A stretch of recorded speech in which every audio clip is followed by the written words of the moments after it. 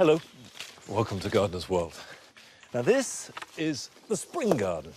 And as the name suggests, it performs at its best between about early February and the middle of May.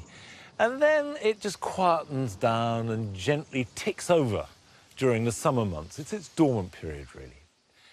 But now, as we're entering into autumn, things are beginning to rev up. Now, a lot of that is going on underground and you can't see it. But we can help things by cutting back, a little bit of dividing, some planting, particularly of bulbs at this time of year, to make sure that next spring's display is as good as it possibly can be. This week, we go to Derbyshire to meet the photographer Emma Seward to get some tips on capturing the wildlife in your back garden on camera. Patience is the one thing that I would nurture if you're going to go into bird or insect photography. I've waited for up to 2 hours for a good shot that I've been happy with, but it pays off in the end. And in the last of our series exploring planting combinations, Carol visits Great Dixter in Sussex, home of the late Christopher Lloyd, to celebrate its fabulous mixed border. There are shrubs, trees, climbers, perennials, annuals and bulbs, the whole lot artfully put together.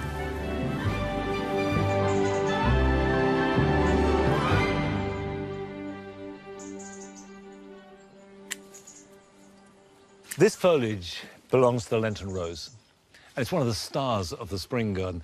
They cross-hybridize and spread really quite prolifically in here. However, there is a slight problem that they've got and is very common amongst the Oriental hybrids, which is hellebore leaf spot. This is a fungal problem, and you can see here these chocolate streaks and splashes on the leaves. Cut them off right at the base and remove the whole leaf. We've had this very wet, quite sort of mild weather, and it will spread. And there's no question that come next February, there'll be more of it, but try and limit it because it can affect the flowers.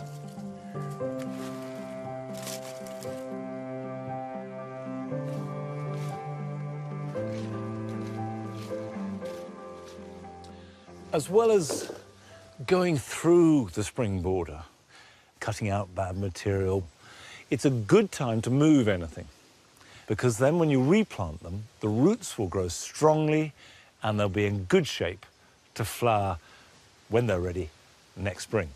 And Pulmonaria start flowering about February time and flower for ages, right through into the end of May. And they have another really good virtue too, which is that bees love them. So I'm going to lift this clump here and take some of it to my wildlife garden and the bee-friendly border. You'll see that it's actually made up of a whole series of plantlets, each one of which could become a new plant. And because it's a herbaceous perennial, it grows outwards. So it's a good thing to do every 3 or 4 years.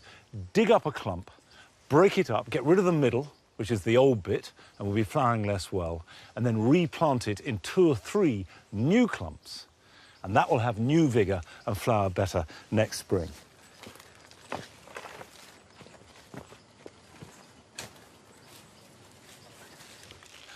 Pulmonaria are a magnet for insects early in the year. And we went to visit a photographer in Derbyshire who's a keen gardener and loves to grow plants, but particularly those plants that will attract insects.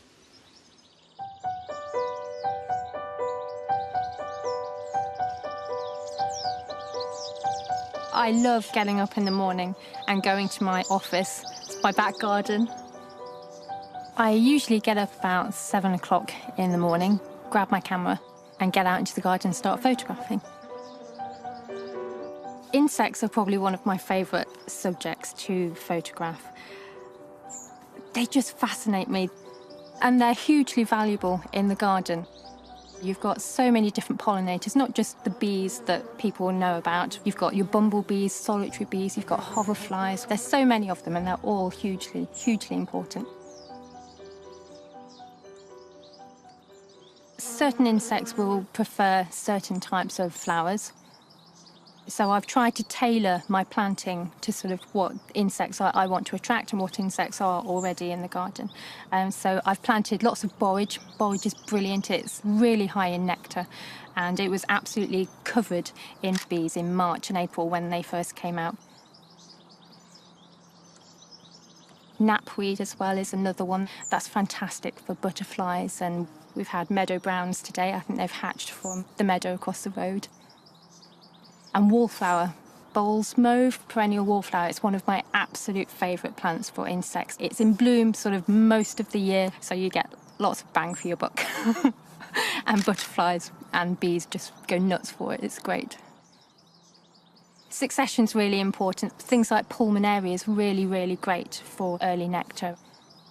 Then you move through into your annuals. They sort of start to come into life. My cornflowers at the moment and cosmos are great.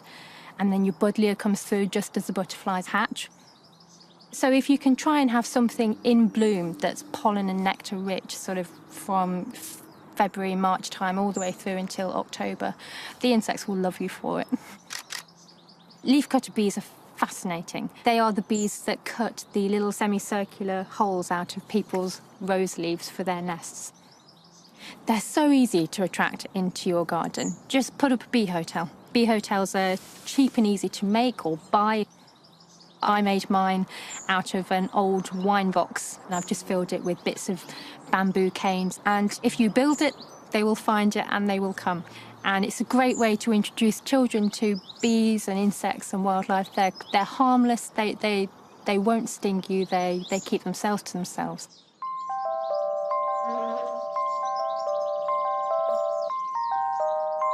My lawn, you can tell there's not much grass to it. There's a lot of self-heal, buttercups, daisies, it's full of wildflowers. And there's these big patches of white clover that I've left unmowed. And it's a lovely patch of floral bee heaven in the middle of a lawn. Our pollinators are in real trouble. They're losing a lot of habitat, and they have been for many, many years since the Second World War. So I think anything that we can do to help them. You don't have to have an entire meadow. We've left half of our lawn unmowed, and we call it Short Meadow. I'm sure Monty would love that.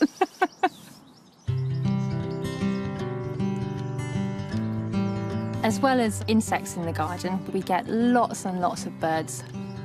And one of my favourites is a little lady who comes to see me almost every day for her mealworms, and that's our female song thrush. I first photographed her in January on the Cotoneaster berries. I was really happy with that. That was a shot and a half to get. It took me a couple of weeks. So patience is the one thing that I would nurture if you're going to sort of go into bird or insect photography. Choose a flower that you'd like to focus on and just wait. I've waited for up to 2 hours for a good shot that I've been happy with. So, but it pays off in the end. I think some of the best pictures are where you get onto either a bug's eye level or a bird's eye level. I've got a picture of a frog in the grass that is one of my favourites, and I am literally sort of eye to eye with this frog. He's just looking at me and I'm looking back at him. I love him. We rent our house, so we're reluctant to spend a huge amount on the garden, but you don't have to spend a fortune to have a lovely, lovely garden.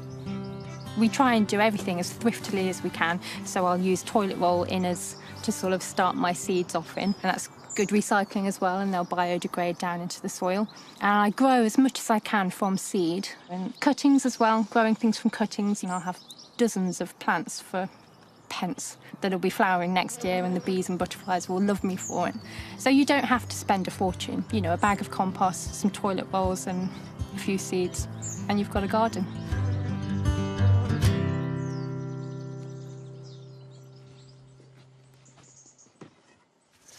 Of course, the main wildlife in this garden is hairy and called Nigel. But I do like that idea that if you want to see interesting insects or birds or anything, just be a bit patient. Now, this part of the garden had been where I grew my soft fruit. And then about 5 years ago, I moved it, and it's really sort of not had anything done to it at all since then. So this year, I thought I'd make a pond. And it's amazing how quickly the wildlife has come. And just looking in here, I can see 5 little frog heads peeking out the water.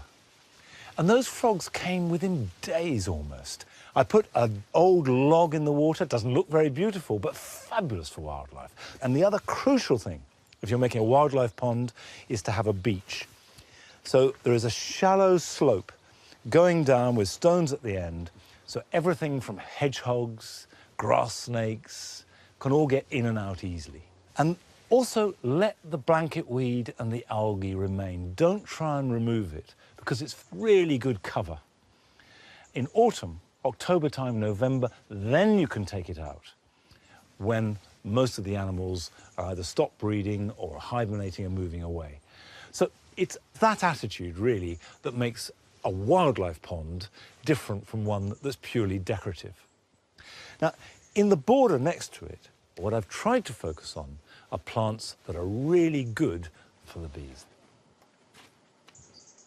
The crucial thing is to have flower heads that are accessible. So, for example, scabious of any kind is perfect. And the agastache have been brilliant for the bees. They've just loved it. And I'm going to add the pulmonaria to the edge, so that's another layer of flowering for the bees earlier in the year. Now, pulmonaria are woodland plants, so they're happy in light shade, which is what we'll get here.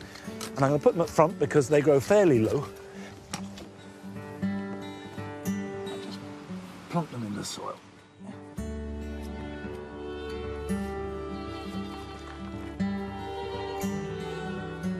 If you've got big leaves, cut them back, because that's really asking a lot of roots that have been dug up and moved.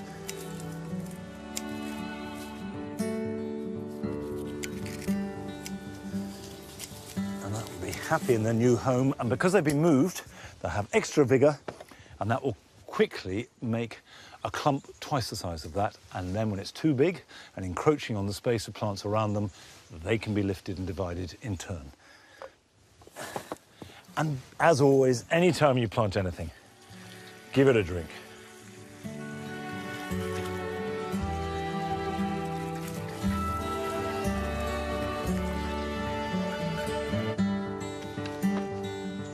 Come on, wildlife. Come on.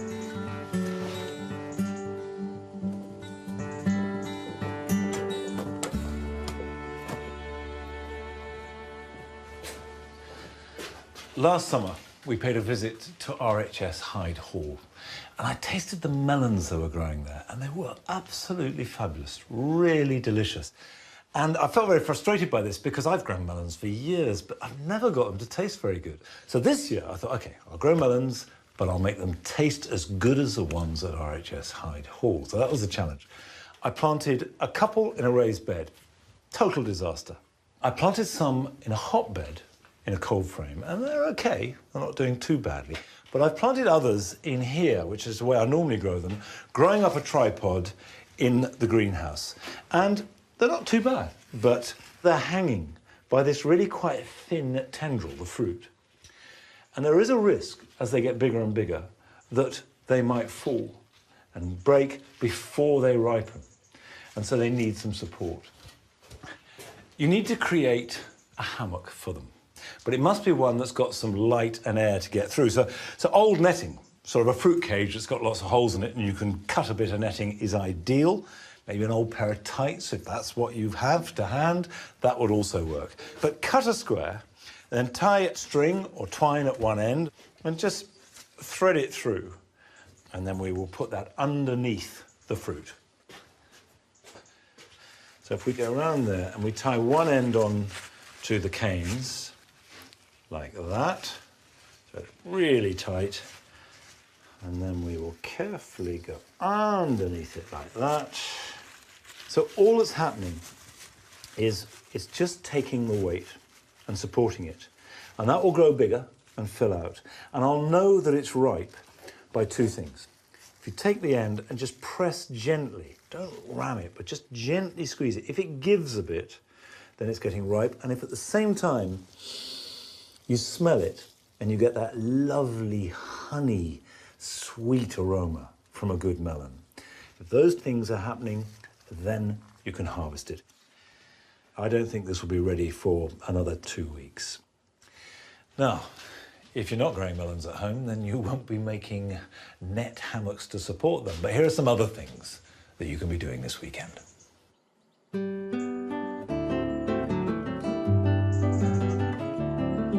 Earwigs can eat a dahlia ragged. And this is because they hide up in the closely packed petals, so give them somewhere else to go. And the best way is an upturned pot filled with straw or packing material, balanced on a cane. The earwigs will go in there at night, and in the morning you can take them out and deal with them as you see fit.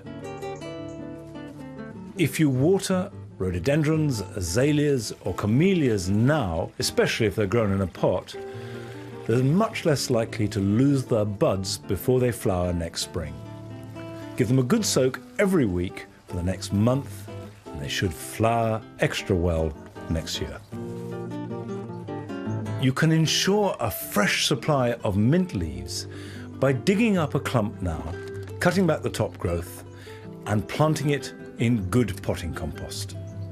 Put it somewhere warm, like a greenhouse or a windowsill, and water it well.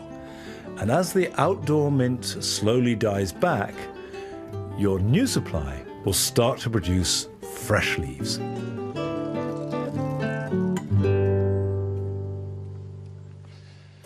Across this summer, Carol has been visiting gardens with fabulous plant combinations, selecting and analysing those which can transform our gardens. This week, to conclude her journey, she's looking at a mixed border in one of the nation's best-known gardens. I've been looking at the exciting ways gardeners are putting plants together.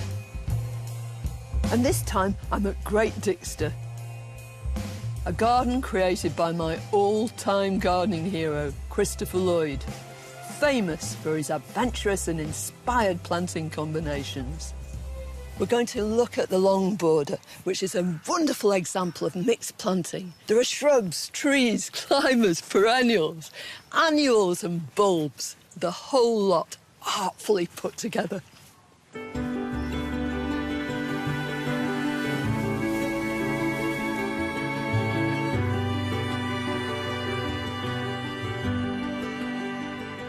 The whole idea of mixed planting probably grew out of the tradition of cottage gardens, where you put everything in together. And if you had a small garden, then you really had no option. But in gardens of this sort of size and scale, it was quite different.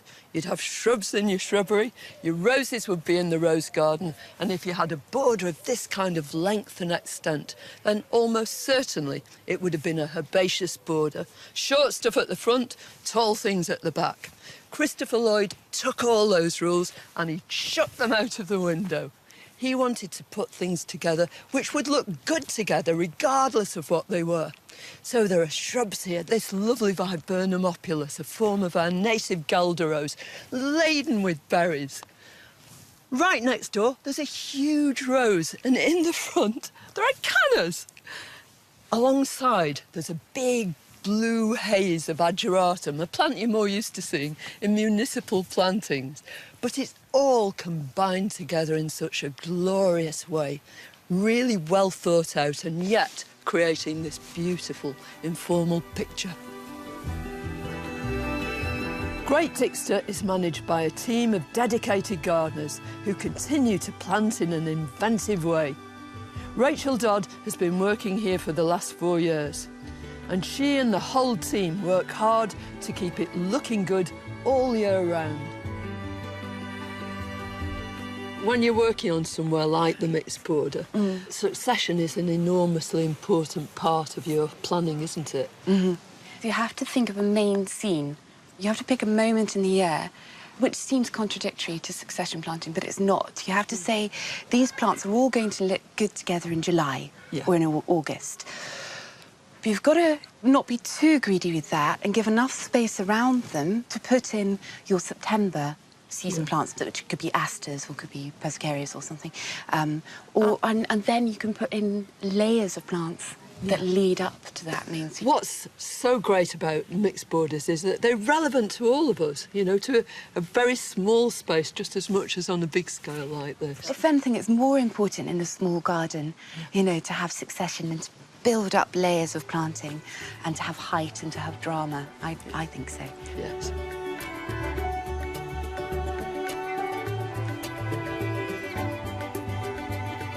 The whole long border is punctuated by these big shrubs or splendid clumps that spill out and stop you in your tracks so that you concentrate on the whole picture you can see.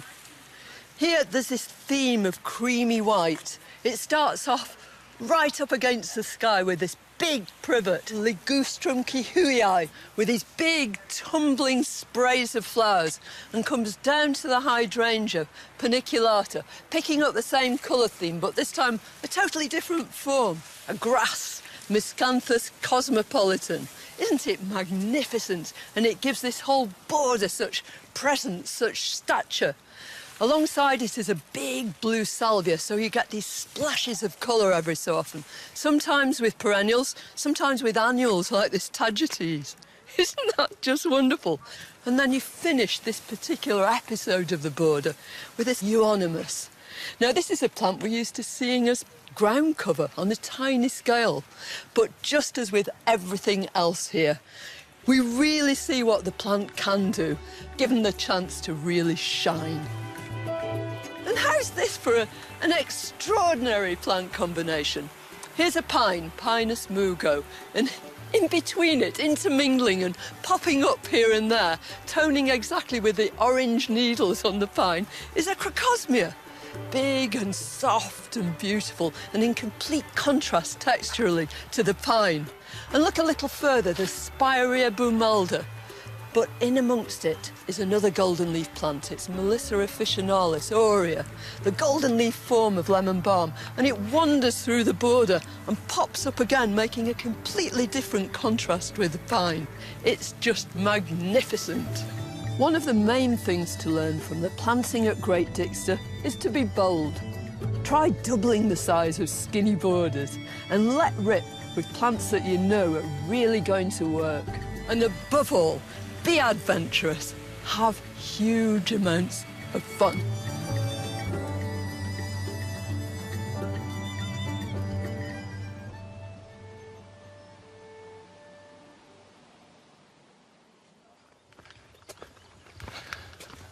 I've really enjoyed seeing this journey through lovely gardens, analysing the plant combinations, and having it shown so clearly the way that if you're careful and selective about it, 2 or 3 plants put together can always amount to more than the sum of their parts. For example, here in the Jewel Garden, there's fennel, which grows like a weed, combined with the coneflower Rudbeckia, dead easy to grow, found in 1,000 gardens across the lands. But put the two together with the different quality of yellow and the different shapes, it's a combination that always pleases me.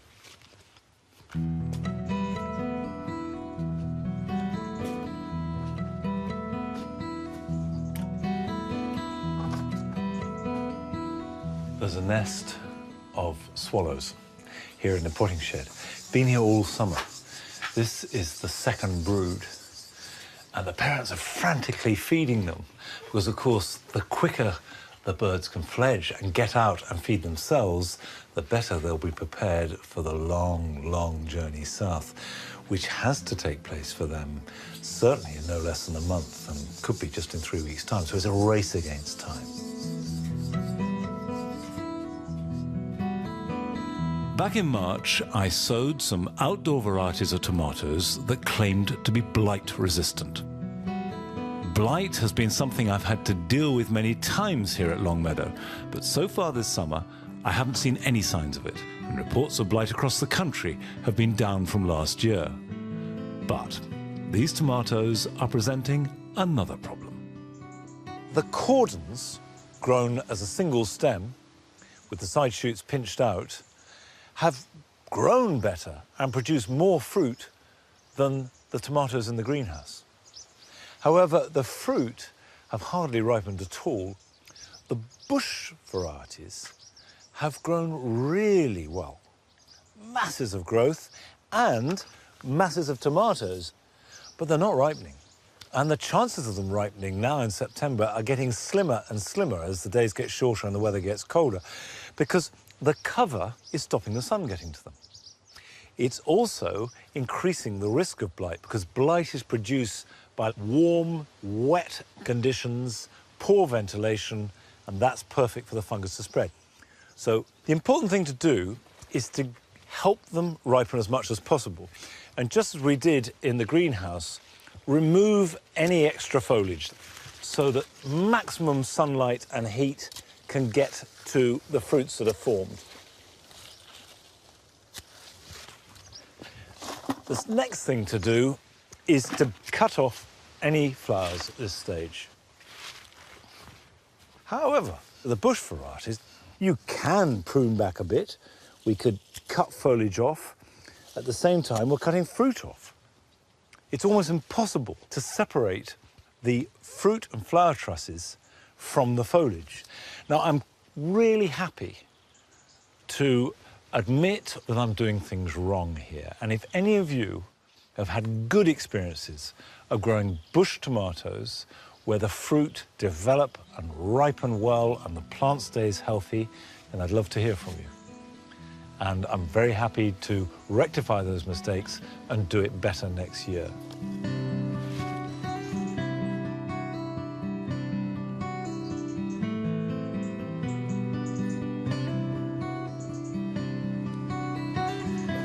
When I was a young child, we always grew chrysanthemums at home, and it was grown in the greenhouse, and there was an enormous amount of labour and paraphernalia that went on getting these perfect blooms.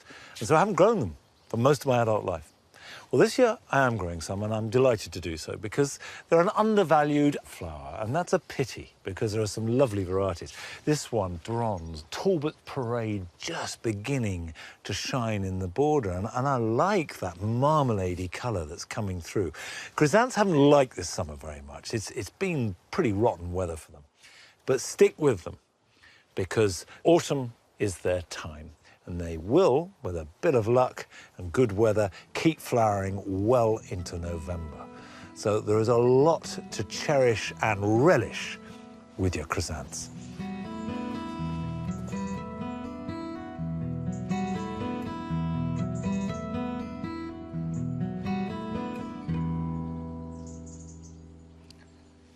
I do think that the point that Emma made about watching wildlife is worth remembering, which is to give yourself time. Find a spot in the garden, sit, perhaps with a cup of tea, and let things happen. And you're bound to see something. And it might be a great hairy lump who really wants to sit in your lap, but it also might be a magical moment with a dragonfly, or a frog that just lifts its head up out the water and looks you square in the eyes. However, we've run out of time for today, but I'll be back here at Longmeadow next week. So till then, bye-bye.